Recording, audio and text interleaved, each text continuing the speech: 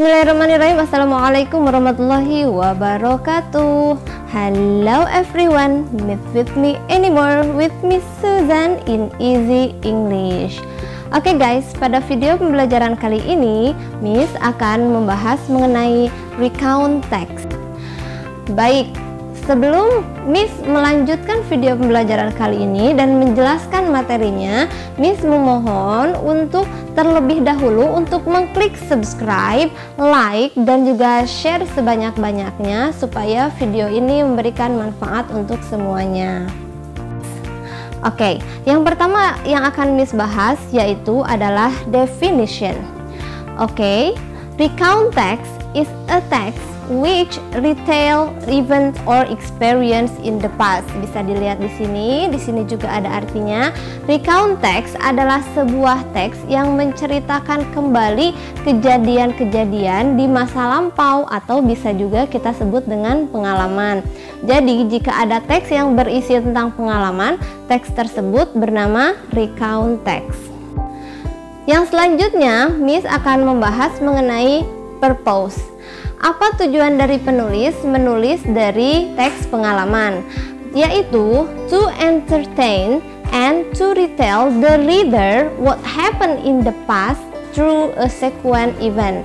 Yaitu tujuannya adalah bisa jadi untuk menghibur pembaca atau memberitahukan kembali pengalaman di masa lampau dengan kejadian yang berurutan. Jadi dalam recount text ceritanya teksnya itu terdiri dari kejadian yang berurutan seperti itu.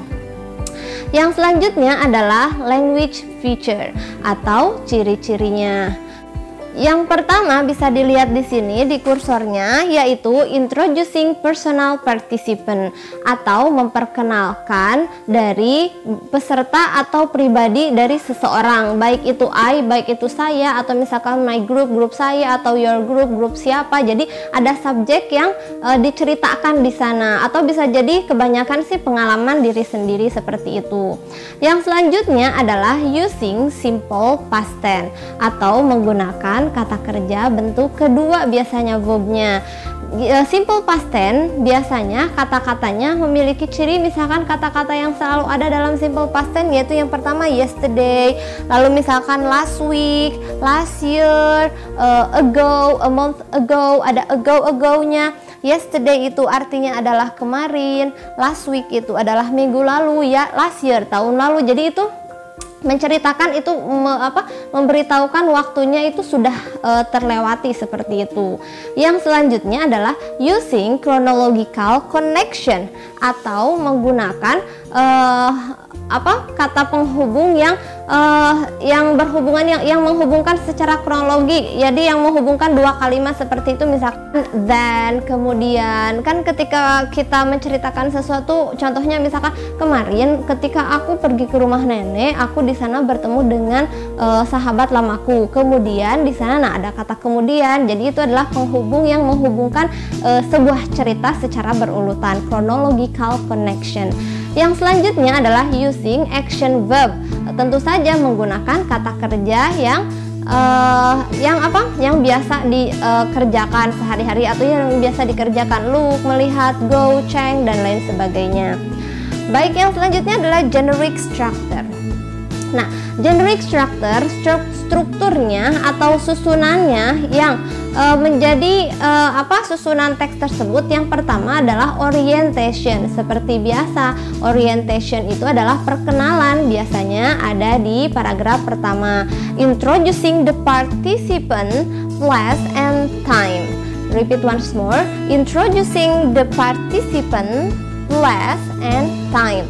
Yang memperkenalkan subjeknya siapa yang diceritakannya, apakah menceritakan saya atau menceritakan siapa, seperti itu. Place, tempatnya harus biasanya di paragraf pertama di orientation di mana, in the forest, di hutan, atau misalkan in my school, di sekolahku, and time, dan waktu. Biasanya waktunya di suatu waktu atau one day, suatu hari, I went to, aku pergi ke, seperti itu. Yang kedua adalah event. Event itu adalah kejadian-kejadiannya. Itu biasanya disimpan di paragraf kedua. Jika paragrafnya lebih dari 3 paragraf, biasanya di paragraf kedua, paragraf ketiga itu merupakan event atau kejadian. Apa yang ada dalam kejadian? Ya, describing a series of event, menggambarkan runtutan dari kejadian-kejadiannya. Pertama saya bertemu dengan siapa, lalu di sana saya bagaimana. Diceritakan saja pengalaman kita seperti itu. Jadi event itu adalah kesimpulannya berisi tentang kejadian-kejadian runtutan sedang apa kita di sana atau bagaimana pengalaman kita. Yang selanjutnya adalah reorientation. Reorientation itu adalah stating personal comment of the writer to the story. It is optional. Jadi stating personal comment. Jadi biasanya di sana itu berisi komentar si penulis sendiri, of the writer, dari si penulis to the story, tentang storynya.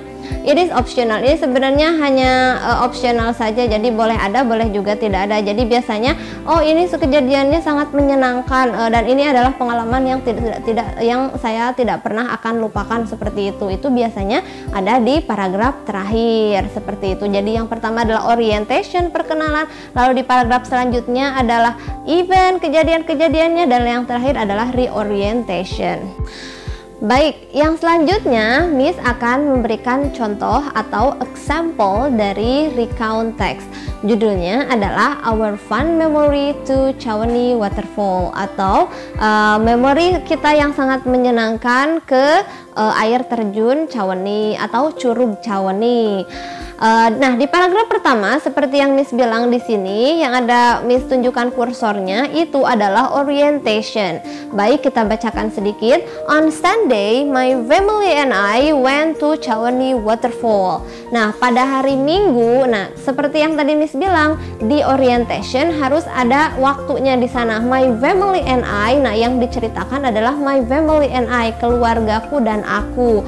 Went to Chawani Waterfall. Nah, tempatnya ke Chawani Waterfall, seperti itu. Jadi di paragraf pertama dijelaskan terlebih dahulu, dikenalkan terlebih dahulu siapa yang diceritakan, waktu dan tempatnya. Nah, usually we call it by Curug Chawani. Kita biasanya memanggilnya dengan Curug Chawani, seperti itu. Lalu di paragraf kedua yaitu adalah event. Selanjutnya adalah event. Bisa dilihat kursornya di sini. Itu adalah rentetan dari kejadian apa saja yang ada di sana. We arrived about 8 a.m. So directly we went down through many leaders to see a waterfall closely. Kita sampai di sana sekitar jam 8, lalu kita langsung turun ke bawah. Pokoknya itu di sana di paragraf keduanya itu adalah runtutan cerita kita bagaimana apa yang terjadi di sana. And the last, yang terakhir adalah reorientation atau kesan atau komentar dari si penulis. In the afternoon we went home. Di sore hari kita pulang. That was very pleasant moment with my family that I ever got. Dan itu adalah momen yang sangat menyenangkan dengan keluargaku yang tidak akan pernah saya lupakan. Nah, itu adalah reorientation. Baik, bagaimana? Bisa dipahami? Jadi bisa disimpulkan bahwa recount text adalah sebuah teks yang berisi pengalaman dari kejadian-kejadian di masa lampau, dan tujuan dari si penulis adalah hanya untuk menghibur saja dan menceritakan kembali apa yang sudah ia alami atau pengalaman di masa lampaunya, seperti itu. Baik, mungkin cukup sekian video kali ini, pelajaran kali ini, mudah-mudahan dipahami. Dan jangan lupa klik subscribe-nya, like, dan juga share sebanyak-banyaknya supaya video Miss memberikan manfaat untuk semuanya. Oke, see you later, goodbye, assalamualaikum warahmatullahi wabarakatuh.